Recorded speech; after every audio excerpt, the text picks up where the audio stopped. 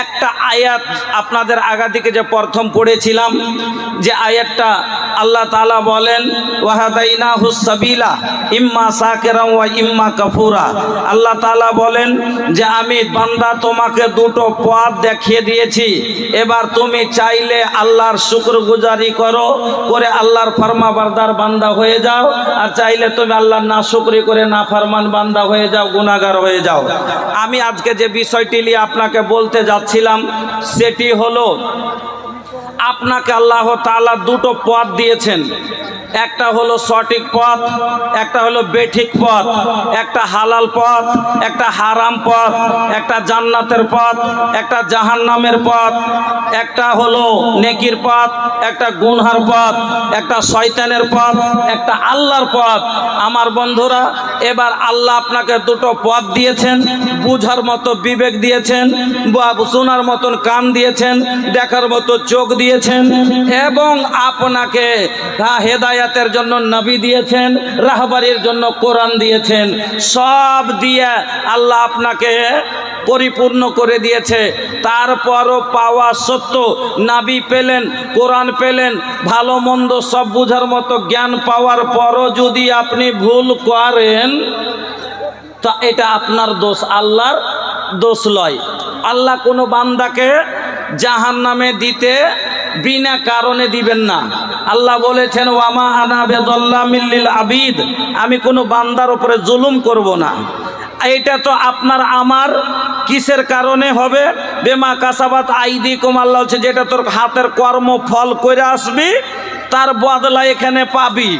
আমার বন্ধুরা, আমি আপনাকে শুধু একটা কথা বলবো, একটু লক্ষ্য করে শুনবেন।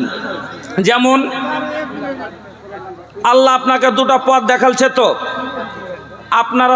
আপনাকে বোঝাচ্ছে একটা কথা। 4টা চ্যাংড়া বাইরে দিল্লি খাটতে গেছিল, 4টা চ্যাংড়া 4টা ছেলে দিল্লিতে খাটতে গেছে। খাইটা 8 মাস খাটার পরে 1 লাখ টাকা করে হয়েছে, তখন বাড়ি আসছিল। এবার রাত্রি 12টার সময়তে এবার নেমেছে কাটিহারে নামার পরে এবার কাটিহার থেকে এসছে আপনার এইয়াতে লেলা চকে।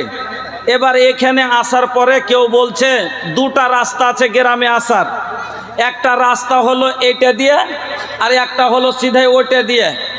এবার মধ্যখানে কিন্তু ওই রাস্তাটা খুবই ভালো, স্পেশাল রাস্তা, যাতে কোনো উঁচা নিচা নাই, পাথর নাই, গর্ত নাই, ওটার নাই, মানে একবারে যেমন মন তেমন করে গাড়ি চালাবে, কোনো টেনশন নাই। কিন্তু রাস্তাটাতে একটা ভয় আছে, কিসের? সমা ডাকাতি হয়ে যায়, সমা তার ছিনতাই করে লাই।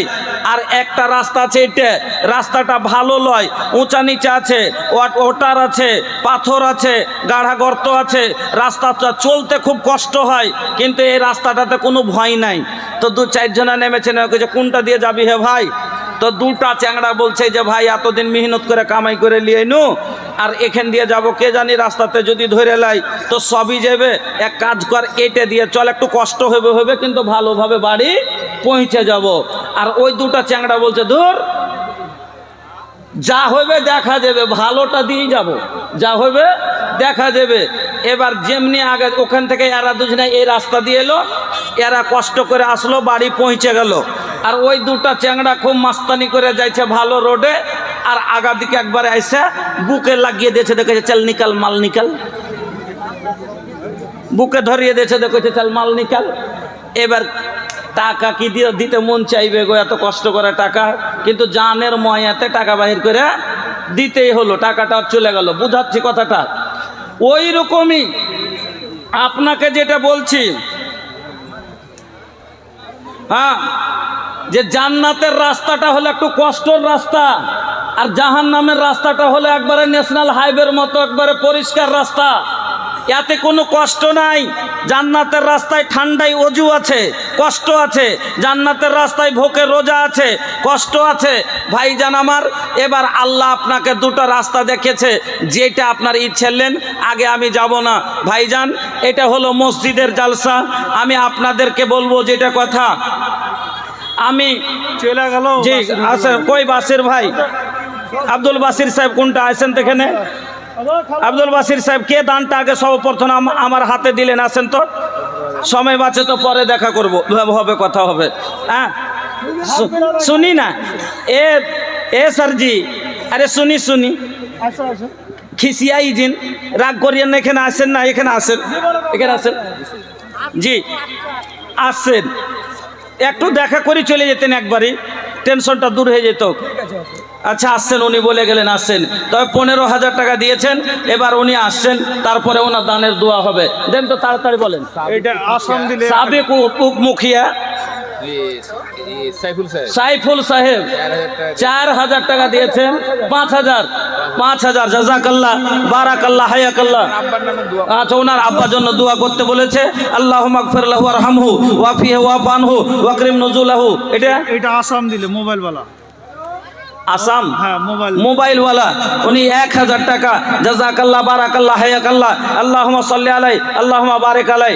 বলেন ভাইজান আমার, আপনারা যদি দেখেন এটা হলো কালেকশনের সময়, এই টাইমটা হলো কালেকশনের টাইম, এজন্য আমি যদি এখন 1 ঘন্টা বক্তব্য করি, এবার আপনারা যে আছে কালেকশনের সময়টা নষ্ট হয়ে যাবে। যদি আপনারা পরে থাকেন ইনশাআল্লাহ আমি আপনাদের সম্মুখে বয়ান রাখবো। আর ভোজপুরি के तो मत ए भैया, भोजपुरी के तो गोडाउन हमरे लगे बा, जितना लेबे के बा ले ली और सुन ली, काहे के भैया एकदम नहीं कि भोजपुरी रवा लोग के दे हब इंशाल्लाह, बड़ा नीमन भोजपुरी मिली। हाँ अल्हम्दुलिल्लाह। এটা মনসুর মামু, अच्छा মনসুর সাহেব 1,000 টাকা, আর মনসুর মামু মনসুর মামু আপনার ওনার পরিবার স্ত্রী কাঁসার 4খান বর্তন এবং 1 লাখের সোনার উনি দিয়ে পাঠাচ্ছেন মসজিদের জন্য। আমার বন্ধুরা, কাটিহার জেলার 2টা গ্রামের নাম সারা এলাকায় চর্চা আছে, হাজিপুর আর হাতিনা, এই 2টা গ্রাম ভান্ডার, জাবেদ বীজ ভান্ডার, মাশাআল্লাহ। কতটি আছে ওতে? জাবেদ বীজ ভান্ডার কতটি আছে? 5.5। আর বেশি নেব না, একটা মসজিদের লম্বা কাজ আছে, একটু না শুনেন না গে, একটু শুনেন, এলাকার মানুষ আপনার জি। আচ্ছা ওটা পরে দিবেন, এখন আপনি তো কি হলো পরে দিবেন। আর 500 টাকা দিয়ে পুরো করেন, কম করে 500 টাকা দিন, দিয়ে 6 পুরান কম করে। আলহামদুলিল্লাহ, জাযাকাল্লাহ বারাকাল্লাহ হায়াকাল্লাহ। আল্লাহ গো তোমার বান্দা আল্লাহ জাবেদ বীজ ভান্ডার সাহেব উনি দিয়ে দিলেন আল্লাহ 6,000 টাকা।